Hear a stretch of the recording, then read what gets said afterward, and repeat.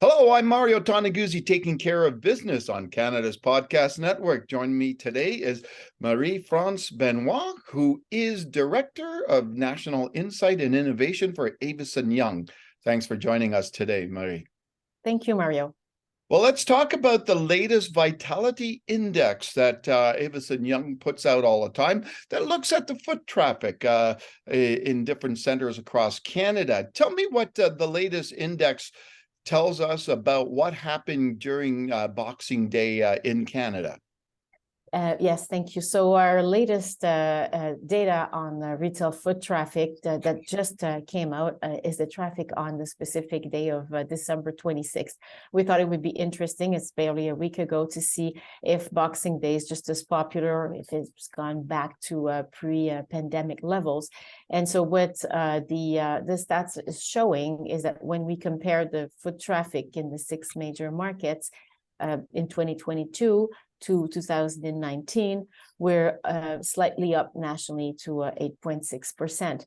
And then we wanted to see if we compare 2021 to 2019 and 2020 to 2019. And what we see is that obviously in 2020, we were down for minus 60% almost compared to pre-pandemic level, but that percentage kept improving.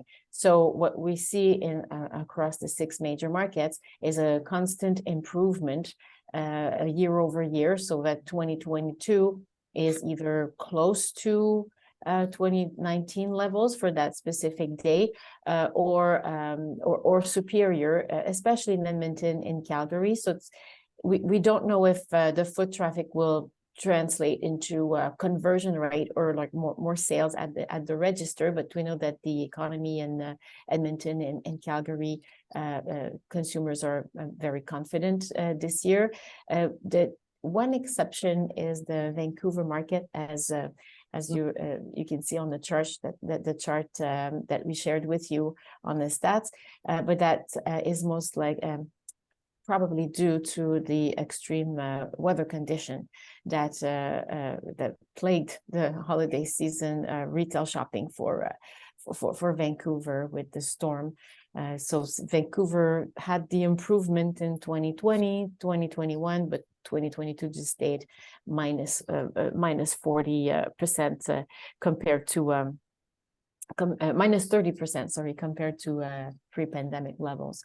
So, but we can explain when we do take stats for a specific day, some events might also skew the trend. But overall, what we see is that year over year, the foot traffic is coming closer to what it was pre-pandemic. So why do you think that's happening out there?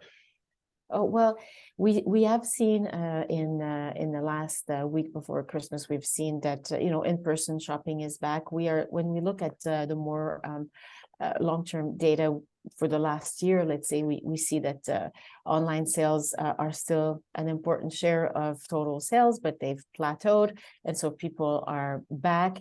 They come back to the mall often not only for shopping but for dining and for the experience, for the entertainment. So that is it's also this year the first holiday season that for which we don't have any restrictions. There was absolutely no restrictions for shopping, but also for gathering. So there was more holiday gathering or events, family dinners, and so on. So that generates more Christmas gifts, more clothing for the parties, and so this is kind of what we are seeing. Okay, wonderful. What does this mean, do you think, as we head into 2023 and for the retail sector? Well, the way that what the data seems to indicate, but also what we can see is that this holiday season, being the first one without any restrictions and sanitary measures and fear of another wave of last year it was Omicron cases. It feels like consumers have behaved the way they for any normal finally a normal holiday season. Yeah. Now, there's also some concerns, inflation and the economy, the recessions, and so on, and that will probably be visible more in January.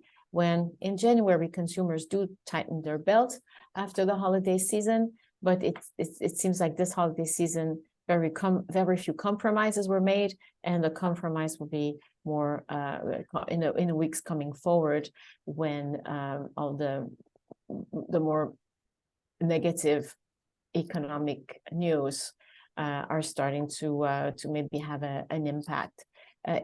Mind you, the economists are talking about a mild recession.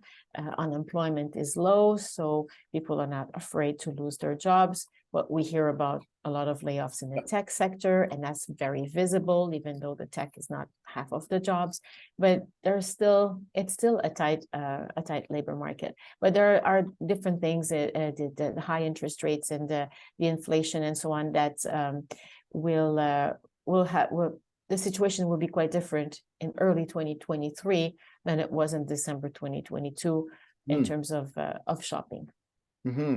Now, I don't know if you have this data handy, but I'm just curious how Canada compared to the US for Boxing Day traffic.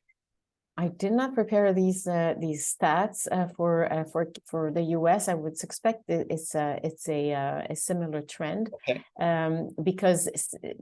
But maybe back to normal earlier for the US, because last year they didn't have a lot of restrictions. We had restrictions all the way until last year. Now what we see is revenge shopping, revenge dining, and revenge traveling in Canada. If you go to airports, it's full, and different restaurants and venues are very well attended as well. And at one point, things will be similar in both countries, because the pandemic is it's not really behind us. It has changed things, but there are no sanitary measures or constraints or isolation measures that have to be taken when people are sick. And now, COVID is almost treated as another type of virus that are fighting for our bodies. Yeah. Now, in terms of the data for Canada for Boxing Day, was there anything in else that showed you whether it was perhaps related to different areas, like whether it's shopping malls or street fronts or downtowns? Is there anything that came out of that data that you found interesting? No, it was difficult to identify a specific trend per retail format. The data was more aggregated to make sure there was enough foot traffic to do meaningful comparisons. Yeah. But obviously, when we look at grocery stores year over year, it's not going to be a big increase. So the increase would be more in the malls than in the grocery stores, for instance. Okay, so and tell me just a little bit about the vitality index and how that works. Maybe explain just a little bit about it. Absolutely. So the way that the data, the results are compiled is based on anonymous cellular phone data, which are captured at different areas of interest. So because it's an index, it doesn't include all the buildings. It includes selected properties that are representative of different retail format when it comes to retail, or office buildings when it comes to office. And these anonymized cell phone data points are just compiled and then compared to pre-pandemic levels. But we can also do comparisons between year over year or week over week. But of course, the focus of interest for most people right now is still like, are we back to pre-pandemic levels? What will be interesting going forward is that we will have to start to isolate the difference between pre-pandemic level and current status. What factors are caused by post-pandemic related, and what other factors aren't? and it's difficult at this point to separate them, like the inflation right now or supply chain issues. We're going through this. They create pressure on inflation and even consumer prices. They're kind of a result of, it's a post-pandemic consequence. So it's hard to separate what is related to this health crisis, but the aftermath of the crisis is real, and its impact is visible. Okay, and just a couple of logistical things. The index comes out how often? So every 2 weeks we refresh the results, and the results are basically weekly averages of the pedestrian traffic for the average per week. On the interface, we can isolate by day. So that's for this Boxing Day exercise. It's the first time we're doing it, and so time will tell what about the trend going forward. This is a pretty new tool. It was launched right before the pandemic. So as every year that passes by provides us with more in-depth historical view of what we are seeing. But it's available online as well on the Avison Young website. All right, and this is done across North America, right? It's done for 23 cities across North America. It's important to mention that the Vitality Index is a net index, so it's not meant to calculate the amount of the exact number of people within an area. It's really the variation of foot traffic that we see within that basket of properties that were selected, which don't change over time, so that we can get a gauge of the variation, but not the total number, because it would be quite a task to track every single cell phone in a large metropolitan area like Vancouver or Toronto. Yeah, exactly. Well, thanks very much for joining us today. Thank you very much, Mario. All right, that was Marie-France Benoit, who is Director, National Insight and Innovation for Avison Young.